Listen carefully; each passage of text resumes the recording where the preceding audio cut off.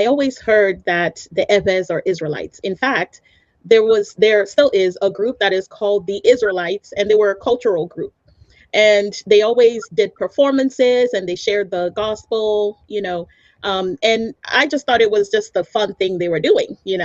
Um, so I started hearing people talk about the African Americans being Israelites.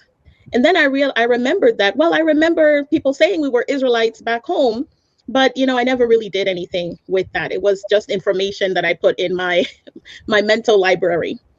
So it caused me to investigate the claims, because if the African Americans are Israelites, then I knew that that meant that we are Israelites as well. So I went asking my elders. I asked my grandmother. My grandfather is no longer with us.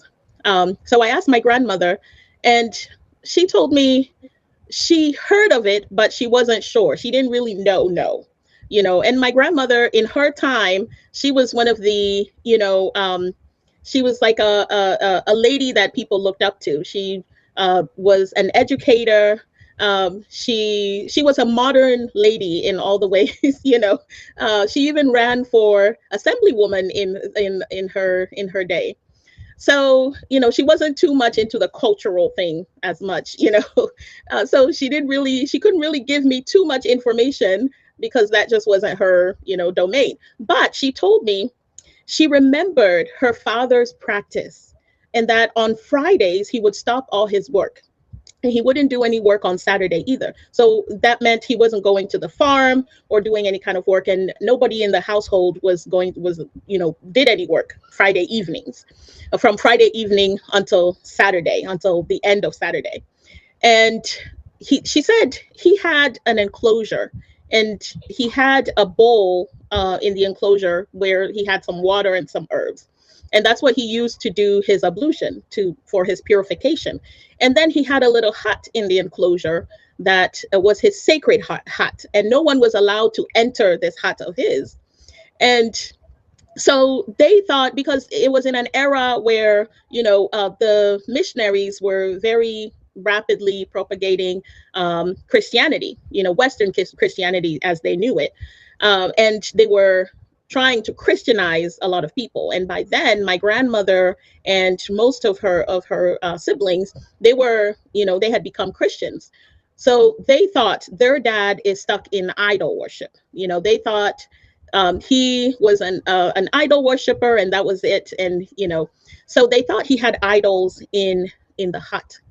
And so, but they couldn't go in there because it was forbidden. They were just in fear of going. So they never went in there until he died.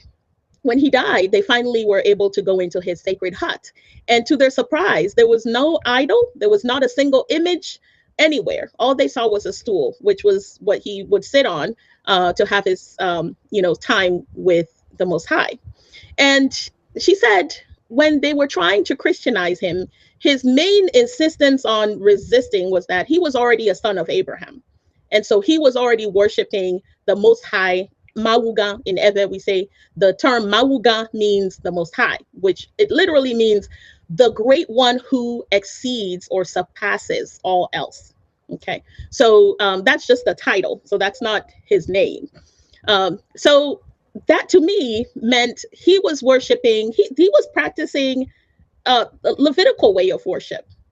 He would, at the end of his worship, at the end of the day, he would sacrifice an animal. And she said he used to sprinkle the blood on them, his children, and his wives, and the whole house, and I remember that, wait, this is very biblical. These are Levitical customs.